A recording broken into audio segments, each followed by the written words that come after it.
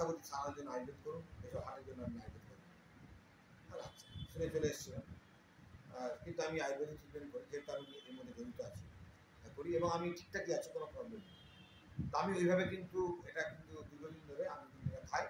আমি নিজেও বুঝতে পারি।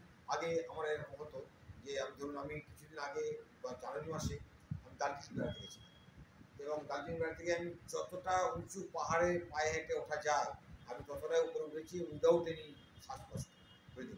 আমার মিসেসের মধ্যে একটু কষ্ট হয়েছিল, কিন্তু আমার কোনো প্রবলেম নেই। আমি তখনই বুঝলাম যে আমার কোনো প্রবলেম নেই এবং আমি যখন এখনও সিঁড়িতে উঠি আমি একটা স্টেজ 4 তলা পর্যন্ত সিঁড়িতে উঠতে পারি। এগুলো তো নমুনা, এগুলো বুঝতে পারা যায় যে হার্টের প্রবলেম। আমি মেডিটেশনও কিছু কিছু করি, ব্রিদিং এক্সারসাইজও করি, এগুলো করি।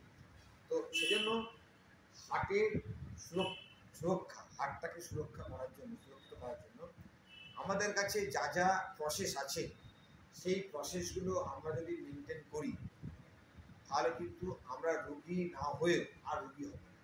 অর্থাৎ আগামী দিনে হার্টের পেশেন্ট আমাকে হতে হবে না, লক্ষ লক্ষ টাকা সার্জারি করে হার্টকে কাটাছেড়া করার দরকার নেই।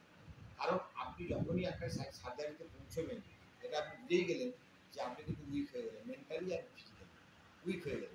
আপনাকে একটা সার্জারি করা হয়েছে মানে কিন্তু কাটাছেড়া করা মানেই সেটাকে সেলাই করা হবে।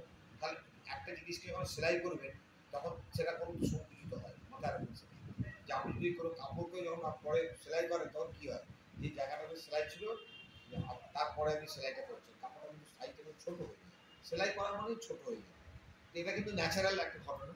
তো আপনাকে সেই জায়গায় পৌঁছতে হবে না, আপনাকে এইগুলো শিখতে হবে। এখন প্রচুর এই